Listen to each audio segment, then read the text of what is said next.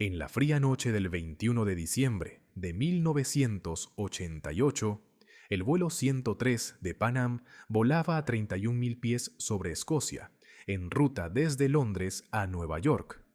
El vuelo parecía rutinario mientras los pasajeros se acomodaban para el viaje a través del Atlántico. Sin embargo, a las 7:03 de la tarde ocurrió un desastre sin previo aviso. Una explosión repentina y catastrófica destrozó la aeronave, partiéndola en el aire. En cuestión de momentos, los restos del avión comenzaron a caer hacia la pequeña localidad escocesa de Lockerbie, dejando un rastro de devastación a su paso. La explosión fue tan poderosa que mató instantáneamente a los 259 pasajeros y miembros de la tripulación a bordo del Boeing 747. Testigos en tierra describieron haber escuchado un fuerte estruendo, seguido de restos en llamas que caían del cielo. Secciones del avión, incluidas sus enormes alas y el fuselaje, cayeron en un área extensa, esparciendo destrucción en más de 850 millas cuadradas. La magnitud del incidente dejó a muchos en la tranquila localidad de Lockerbie atónitos y confundidos mientras intentaban comprender lo que acababa de ocurrir. En Lockerbie, la tragedia no se limitó a los restos en el cielo. La sección más grande de la aeronave, conocida como el fuselaje, se estrelló directamente sobre una calle residencial llamada Sherwood Crescent. El impacto resultante destruyó varias casas, provocando una enorme bola de fuego que envolvió la zona. 11 residentes de Lockerbie perdieron la vida, sumándose al ya impactante número de fallecidos. Familias fueron destrozadas en un instante y el pueblo, que se preparaba para la Navidad, se sumió en el luto. Los equipos de emergencia acudieron rápidamente al lugar, pero la destrucción era abrumadora. Los bomberos lucharon contra las intensas llamas en Sherwood Crescent, mientras que la policía y los equipos médicos trabajaron para recuperar cuerpos entre los escombros esparcidos por campos y calles. Los residentes locales también se unieron a los esfuerzos de rescate, ofreciendo toda la ayuda posible ante una devastación inimaginable. A pesar del caos, la gente de Lockerbie demostró una notable resiliencia y compasión en las horas y días que siguieron. El escenario fue descrito como apocalíptico por quienes lo presenciaron. Los restos de la aeronave estaban esparcidos por granjas y el campo, con algunas piezas cayendo a millas de distancia del sitio principal del accidente. Pertenencias personales, asientos y partes del avión quedaron dispersos por la zona, un recordatorio inquietante de las vidas perdidas. Los cielos, antes pacíficos y serenos, ahora estaban marcados por humo y las luces intermitentes de los vehículos de emergencia mientras los investigadores comenzaban la sombría tarea de reconstruir lo ocurrido. Para los residentes de Lockerbie, los eventos de esa noche dejaron una cicatriz permanente. No se trataba solo de la destrucción física de hogares o de la trágica pérdida de vidas, sino del impacto emocional de presenciar un desastre tan inimaginable. Mientras la atención mundial se dirigía a Lockerbie, la pequeña localidad escocesa se convirtió en un símbolo tanto de tragedia como de resiliencia, grabada para siempre en la historia como el escenario de uno de los ataques terroristas más mortales en la historia de la aviación. El vuelo 103 de Pan Am, comúnmente conocido como Clipper Mate of the Seas, era un servicio transatlántico operado por Pan American World Airways. El 21 de diciembre de 1988 estaba programado para volar desde Frankfurt, Alemania Occidental, a Detroit, Michigan, con escalas en Londres, Inglaterra y Nueva York, EE. El tramo de Londres a Nueva York era considerado el segmento más prestigioso y destacado de la ruta, ya que atendía a una mezcla de viajeros de vacaciones, empresarios y estudiantes que regresaban a casa para las fiestas.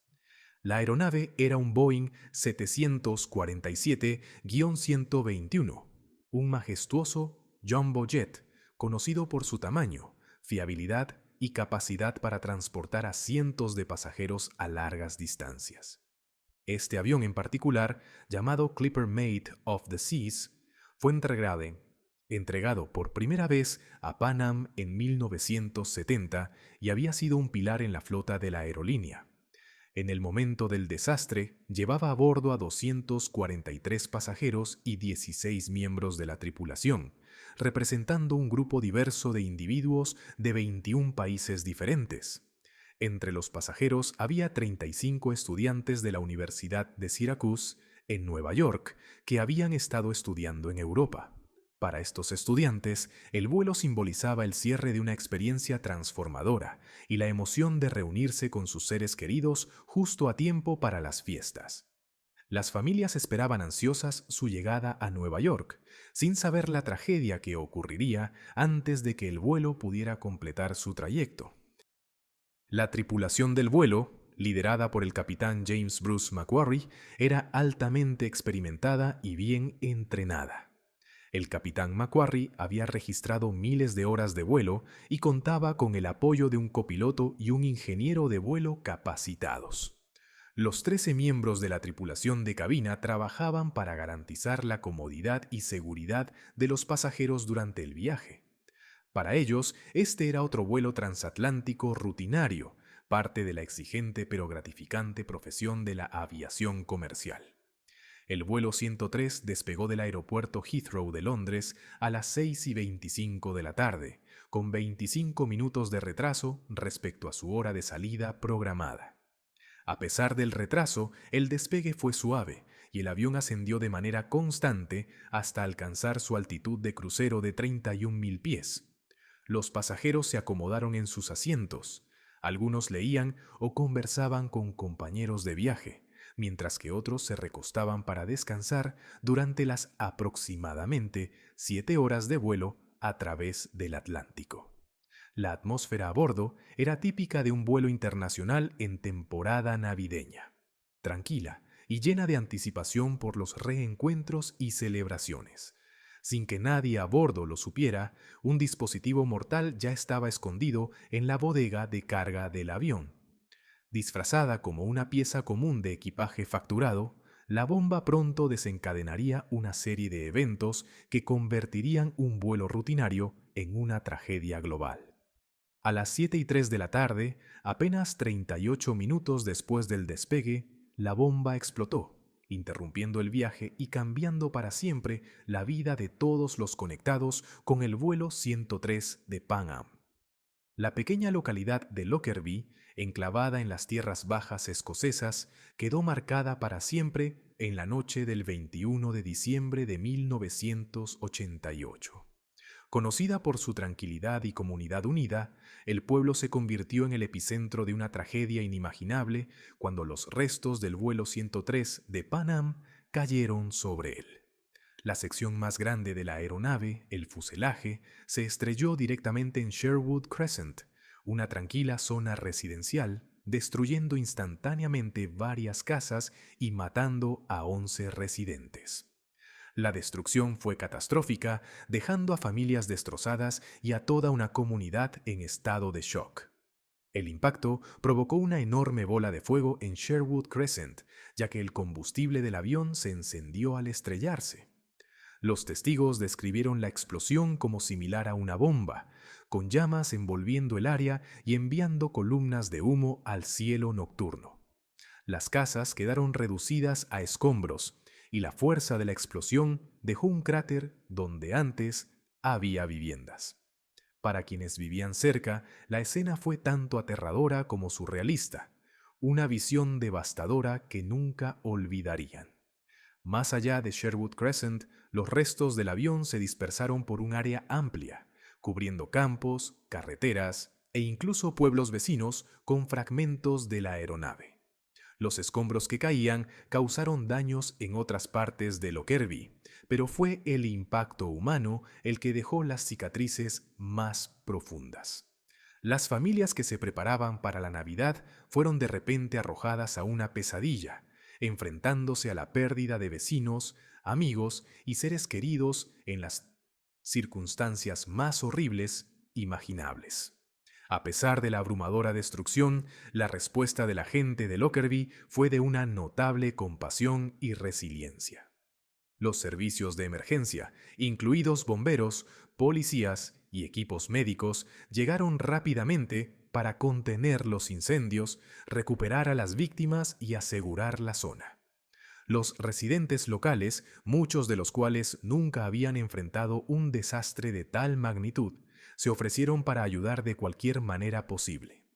Abrieron sus hogares a los rescatistas, proporcionaron comidas y ofrecieron apoyo emocional a los afectados.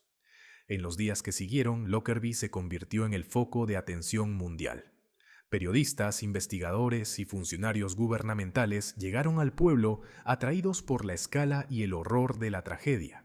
Para los residentes, esta repentina afluencia de extraños se sumó a la sensación de desorientación y duelo. Sin embargo, se mantuvieron firmes en sus esfuerzos por apoyarse mutuamente, demostrando un espíritu de unidad que más tarde se convertiría en un rasgo definitorio de la respuesta del pueblo ante el desastre. La transformación de Lockerbie de un pueblo pacífico al escenario de uno de los peores desastres aéreos de la historia dejó un legado duradero. Las cicatrices físicas del accidente eventualmente sanaron, pero las heridas emocionales persistieron. Se erigieron monumentos conmemorativos para honrar a las víctimas, y el nombre del pueblo se convirtió en sinónimo de resiliencia frente a la tragedia. Para quienes vivieron los eventos de esa noche, Lockerbie nunca volvería a ser el mismo, pero su gente mostró al mundo el poder de la comunidad y la compasión en los momentos más oscuros. La investigación sobre el accidente del vuelo 103 de Pan Am comenzó casi de inmediato, ya que la escala horrorosa de la tragedia exigía respuestas. Las autoridades escocesas, lideradas por la policía de Dumfries y Galloway, fueron las primeras en responder, examinando los restos esparcidos por más de 850 millas cuadradas. Lo que inicialmente parecía un trágico accidente aéreo, pronto generó sospechas de juego sucio, dada la naturaleza de la explosión en el aire y la desintegración catastrófica de la aeronave. Poco después, se puso en marcha un esfuerzo multinacional que involucró a investigadores de Escocia, Estados Unidos y otros países. El Buró Federal de Investigaciones, FBI, de los Estados Unidos, se unió a expertos británicos en aviación para determinar la causa de la explosión. Esta cooperación fue inédita en su alcance, reflejando la determinación compartida de descubrir la verdad. La investigación se convertiría en una de las más complejas y meticulosas en la historia de la aviación.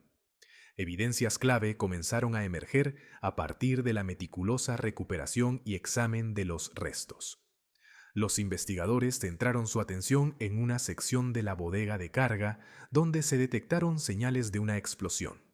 Fragmentos del avión fueron enviados a laboratorios forenses, donde expertos analizaron patrones de quemaduras, daños estructurales y residuos en busca de pistas. A pesar del enorme desafío de examinar los restos dispersos en un área tan extensa, los equipos trabajaron incansablemente para reconstruir la secuencia de eventos que llevaron al desastre.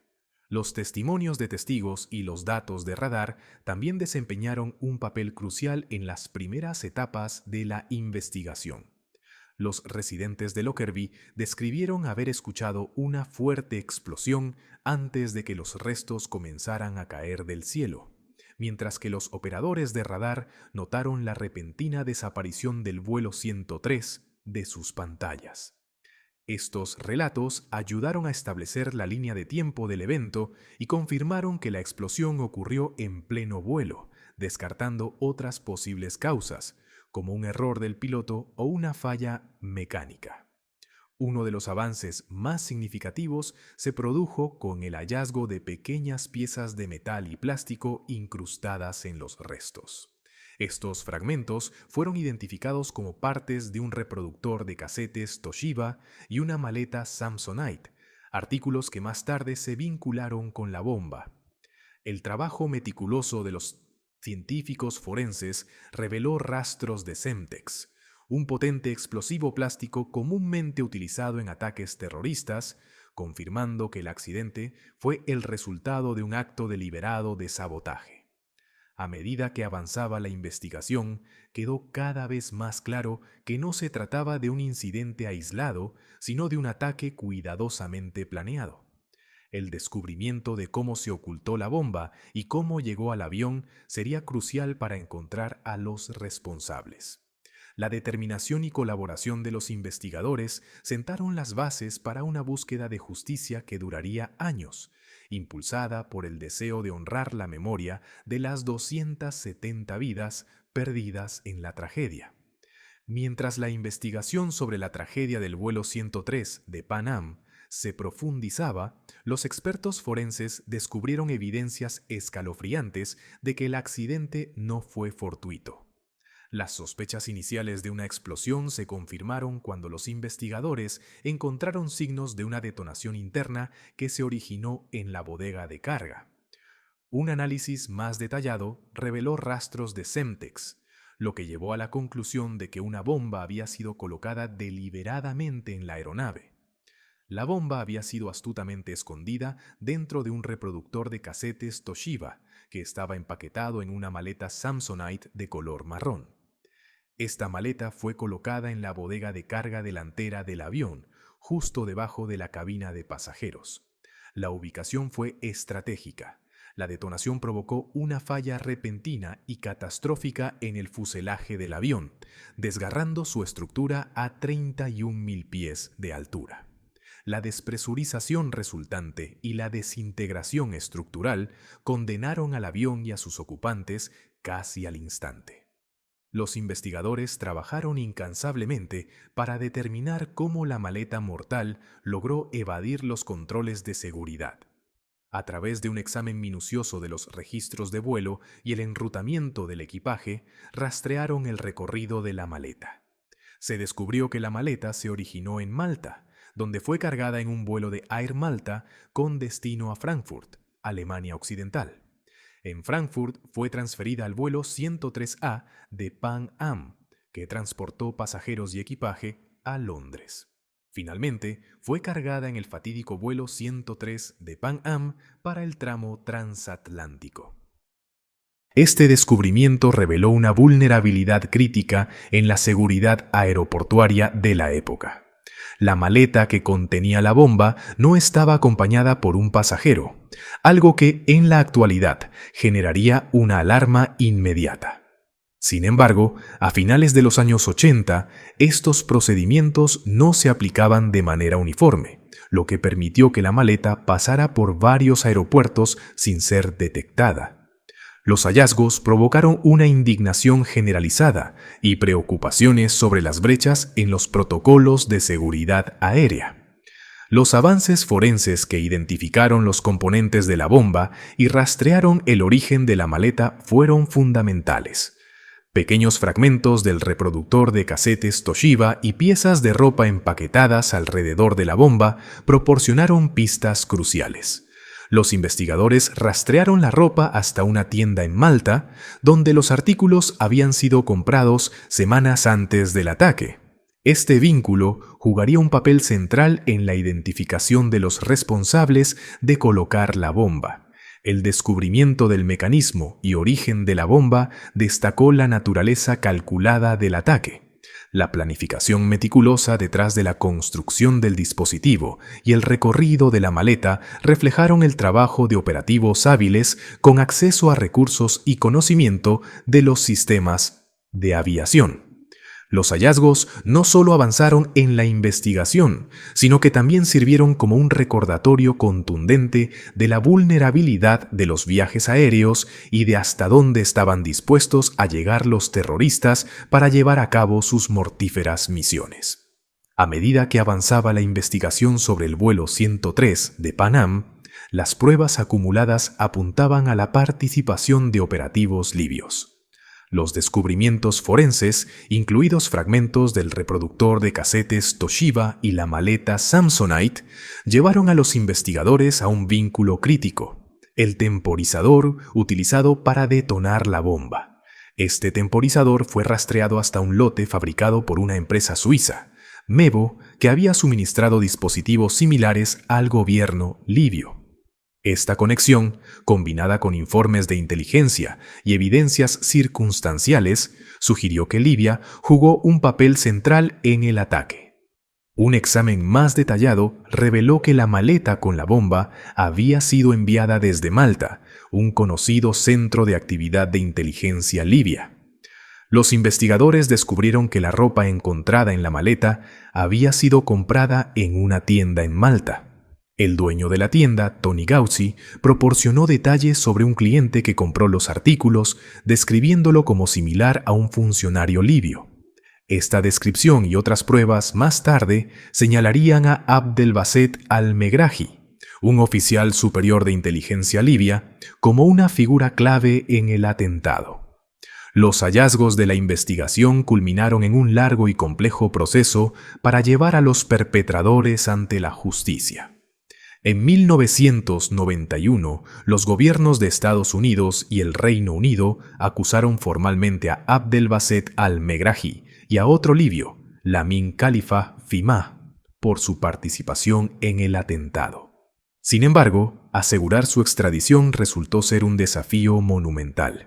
El líder libio Muammar Gaddafi se negó a entregar a los sospechosos, lo que llevó a años de presión diplomática y sanciones internacionales contra Libia. En 1999, tras intensas negociaciones y bajo el peso de las sanciones, Libia aceptó extraditar a los dos sospechosos para ser juzgados en un lugar neutral. El juicio se llevó a cabo bajo la ley escocesa en los Países Bajos, en un tribunal especialmente convocado en Camp Zeist. Tras un largo proceso legal, Abdelbasset al-Megrahi fue condenado en 2001 por 270 cargos de asesinato por su papel en el atentado. Lamin Khalifa Fhimah fue absuelto por falta de pruebas suficientes. La condena de al-Megrahi fue vista como un momento significativo en la búsqueda de justicia, pero no estuvo exenta de controversias. Los críticos argumentaron que las pruebas en su contra eran circunstanciales y cuestionaron la imparcialidad del juicio. Al-Megrahi mantuvo constantemente su inocencia y su condena se convirtió en un punto de debate sobre la fiabilidad de las pruebas y las presiones políticas que rodearon el caso. En 2003, Libia aceptó formalmente la responsabilidad del atentado y acordó pagar compensaciones a las familias de las víctimas, aunque el gobierno de Gaddafi negó su implicación directa. Este reconocimiento, junto con el levantamiento de las sanciones internacionales, marcó un punto de inflexión en la relación de Libia con Occidente. Sin embargo, para muchas familias de las víctimas, las dudas persistentes sobre el alcance completo del complot y la identidad de todos los involucrados siguieron oscureciendo el caso, dejando preguntas sin respuesta hasta el día de hoy. Las víctimas del atentado del vuelo 103 de Pan Am no eran solo números, eran personas reales, cada una con sus propias historias, sueños y seres queridos. Entre las 270 vidas perdidas, 243 eran pasajeros y 16 eran miembros de la tripulación, procedentes de 21 países diferentes. Los pasajeros incluían turistas, viajeros de negocios, estudiantes y familias, todos unidos trágicamente por un acto de violencia sin sentido. La víctima más joven tenía solo 2 años, mientras que la mayor estaba en sus 80. Estas personas regresaban a casa para las festividades o comenzaban sus viajes sin saber que sus vidas serían truncadas de manera tan devastadora. Uno de los grupos de víctimas más desgarradores fue el de los 35 estudiantes de la Universidad de Syracuse en Nueva York, que habían estado estudiando en Europa. Para muchos de ellos, el vuelo 103 debía ser el final feliz de una experiencia transformadora, mientras esperaban reunirse con sus familias y amigos. La pérdida de estas jóvenes vidas conmocionó a la comunidad universitaria, y sus familias quedaron devastadas por la pérdida inimaginable de hijos y hermanos en un instante. Las familias de todas las víctimas enfrentaron una tragedia profunda y personal. Muchos esperaban ansiosamente en casa, aguardando el regreso seguro de sus seres queridos, solo para ser lanzados a una pesadilla cuando se difundió la noticia del atentado. El dolor fue abrumador y la sensación de impotencia devastadora. Además del trauma emocional, las familias tuvieron que enfrentar los obstáculos burocráticos y legales que siguieron. Sus historias personales, luchas y valentía tras la tragedia se convirtieron en una parte importante de la narrativa del atentado. La pérdida de 11 residentes de Lockerbie, Escocia, añadió otra capa de dolor a la tragedia. Estas víctimas locales no eran meros observadores, sino vecinos, amigos y familiares. Para la gente de Lockerbie, esta tragedia no fue algo que presenciaron, fue algo que vivieron. Los residentes que perdieron la vida formaban parte del tejido cercano de la comunidad, y sus muertes dejaron un vacío que nunca se llenaría completamente. Sus familias, también, se vieron arrojadas al proceso doloroso de duelo en medio de la atención pública abrumadora sobre el atentado. En los años posteriores al atentado, muchas familias no solo lloraron a sus seres queridos, sino que también exigieron justicia. La búsqueda de respuestas y rendición de cuentas se convirtió en una misión compartida. Las familias asistieron a audiencias judiciales, participaron en memoriales y abogaron por una mayor cooperación internacional para prevenir futuros ataques. Para algunos, esta lucha por la justicia representó una forma importante de mantener viva la memoria de sus seres queridos. El impacto emocional del atentado fue inmenso, y la defensa de la justicia y el reconocimiento por parte de las familias se convirtió en una manera de honrar las vidas perdidas. Las familias de las víctimas no enfrentaron su dolor en soledad.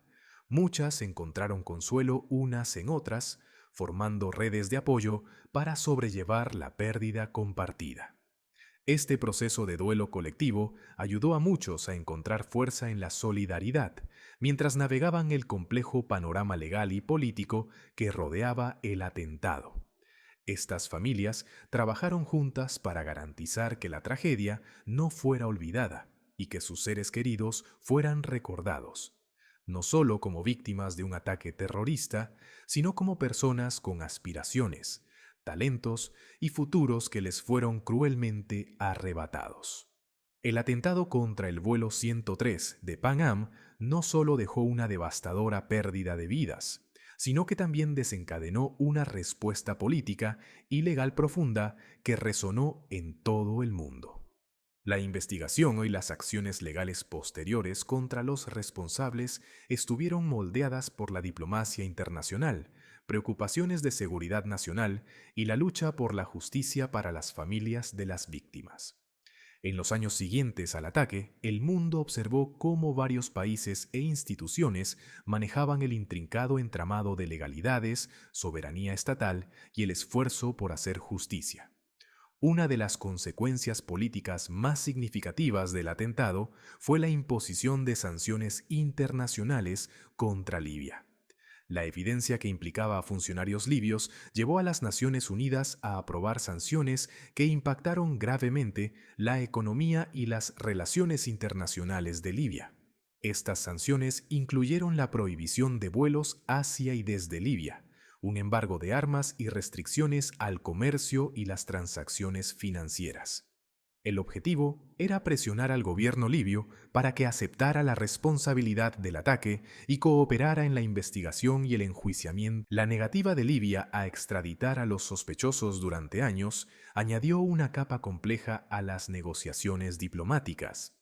El gobierno de Muammar Gaddafi negó vehementemente su participación en el atentado, a pesar de las crecientes evidencias que vinculaban a operativos de inteligencia libios con el ataque. Esta negativa a colaborar con las demandas internacionales de justicia llevó a un prolongado enfrentamiento entre Libia y la comunidad global. Sin embargo, ante la presión creciente y la amenaza de un mayor aislamiento, Gaddafi finalmente accedió a entregar a los dos sospechosos, Abdelbasset al-Megrahi y Lamin Khalifa Fimah, para ser juzgados en un país neutral.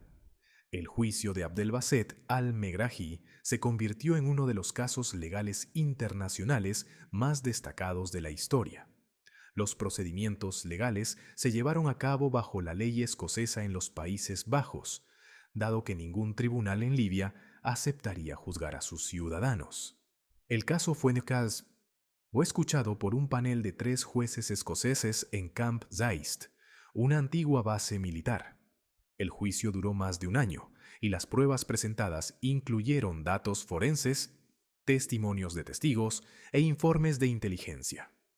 En 2001, tras un largo proceso legal, Abdelbasset al-Megrahi fue condenado por 270 cargos de asesinato por su participación en el atentado y sentenciado a cadena perpetua.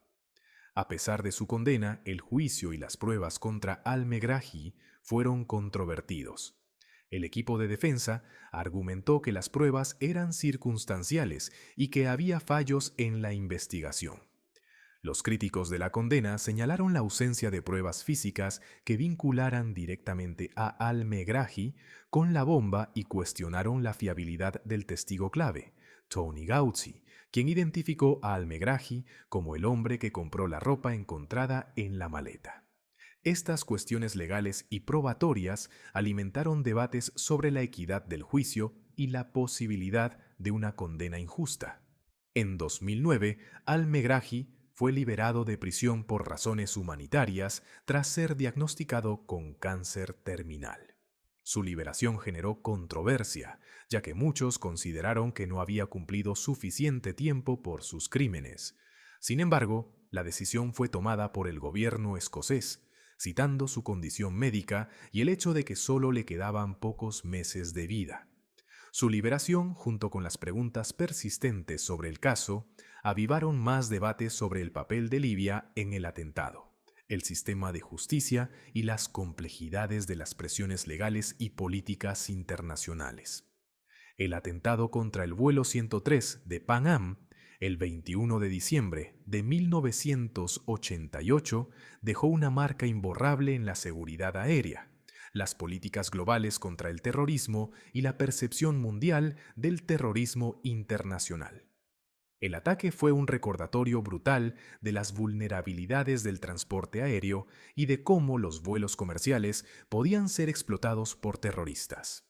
Tras la tragedia, los gobiernos de todo el mundo tomaron medidas inmediatas y duraderas para mejorar la seguridad aeroportuaria y prevenir incidentes similares en el futuro. Uno de los cambios más significativos en la seguridad aérea después del atentado fue la implementación de procedimientos más estrictos para la inspección de equipaje. El ataque reveló fallas en la manera en que se realizaban los controles de seguridad, especialmente con respecto al equipaje no acompañado y la falta de inspección exhaustiva del cargamento mediante rayos X. En respuesta, muchos países, incluidos los Estados Unidos, implementaron nuevas regulaciones para mejorar la inspección del equipaje, reforzar el control del cargamento y utilizar tecnologías avanzadas para detectar explosivos. Estas medidas se integraron en un esfuerzo global más amplio para hacer que los viajes aéreos fueran más seguros ante el creciente temor al terrorismo. El atentado también impulsó la creación de esfuerzos internacionales más sólidos contra el terrorismo. Los gobiernos y las agencias de inteligencia de todo el mundo reconocieron la necesidad de una mayor cooperación para rastrear y desmantelar organizaciones terroristas. El atentado del vuelo 103 de Pan Am subrayó la importancia del intercambio de información de inteligencia, ya que los responsables estaban vinculados a funcionarios libios y al propio gobierno libio. La investigación fomentó una colaboración más estrecha entre agencias como el FBI, la CIA y el MI6, así como una mayor atención a las conexiones entre el terrorismo patrocinado por el Estado y la actividad criminal internacional. Además, el atentado sirvió como un llamado de atención para la comunidad global sobre la amenaza del terrorismo patrocinado por el Estado. El papel de Libia en el ataque junto con la complicidad de su gobierno al apoyar el terrorismo, llevó a un aislamiento diplomático y sanciones económicas generalizadas. Este caso se convirtió en un ejemplo clave de cómo los gobiernos pueden utilizar su poder político y militar para patrocinar el terrorismo y atacar a civiles en el extranjero. En respuesta, la comunidad internacional comenzó a dar mayor énfasis a la rendición de cuentas de los estados que patrocinan el terrorismo, siendo este atentado un caso fundamental que cambió la forma en que los países abordaban estas amenazas. Las familias de las víctimas también dejaron un impacto duradero en cómo el mundo recuerda el atentado del vuelo 103 de Pan Am. En los años posteriores a la tragedia, muchas de ellas se convirtieron en defensoras de la justicia, exigiendo responsabilidades, medidas de seguridad más estrictas y la creación de memoriales para honrar a sus seres queridos. Trabajaron incansablemente para garantizar que las vidas perdidas no fueran olvidadas y que su lucha por la justicia no fuera en vano. A través de su defensa, las familias ayudaron a crear conciencia sobre el impacto del terrorismo en personas comunes y la importancia de preservar la memoria de las vidas que se perdieron. El legado del vuelo 103 de Pan Am va más allá de los cambios en la seguridad aérea y la lucha contra el terrorismo. La tragedia sirvió como un recordatorio sombrío del costo humano del terrorismo y de los efectos duraderos que pueden sentirse en todo el mundo. Ha sido memorializada de diversas maneras, incluidas ceremonias anuales y la construcción de monumentos conmemorativos tanto en Lockerbie, Escocia, como en los Estados Unidos. Aunque el atentado ocurrió hace más de 3 décadas, su impacto sigue influyendo en los debates sobre seguridad, justicia y la lucha contra el terrorismo hasta el día de hoy. La búsqueda de justicia en el caso del vuelo 103 de Pan Am no terminó con la condena de Abdelbasset al-Megrahi. Si bien su encarcelamiento fue un momento significativo en la búsqueda de responsabilidades, muchos creían que la verdad completa sobre el atentado seguía siendo esquiva. La investigación y el juicio se centraron principalmente en el papel de al-Megrahi en la colocación de la bomba, pero persistían dudas sobre el alcance de la participación del gobierno libio y si otros individuos o grupos estuvieron involucrados en la planificación del ataque. Para las familias de las víctimas, la falta de un cierre completo significaba que la búsqueda de justicia estaba lejos de terminar. La liberación de al-Megrahi de prisión en 2009 complicó aún más la cuestión de la justicia. Su liberación, otorgada por motivos humanitarios debido a su cáncer terminal, generó indignación entre las familias de las víctimas y la comunidad global.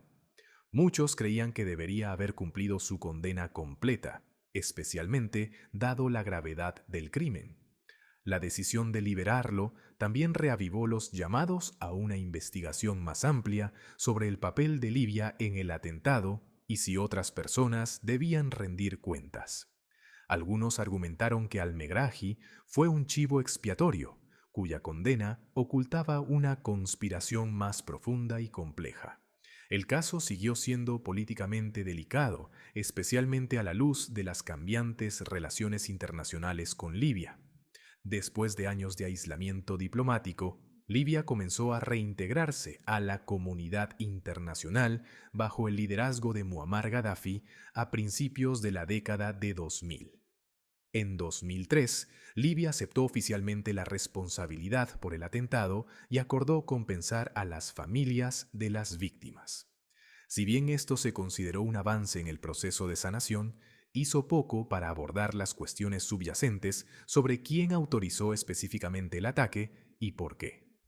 Muchas familias continuaron presionando por acciones legales adicionales, con la esperanza de descubrir toda la verdad. Organizaciones internacionales y gobiernos continuaron exigiendo mayor transparencia y rendición de cuentas, especialmente ante nuevas revelaciones sobre el papel de los servicios de inteligencia libios en el atentado. En particular, algunos expertos y familias de las víctimas creían que Libia nunca había revelado completamente el alcance de su participación. Los esfuerzos diplomáticos en los años posteriores al ataque a menudo se consideraron insuficientes, y muchas familias de víctimas sintieron que se vieron obligadas a conformarse con una justicia parcial. El caso se convirtió en un símbolo del desafío de responsabilizar a gobiernos poderosos por actos de terrorismo, especialmente cuando están involucrados actores estatales.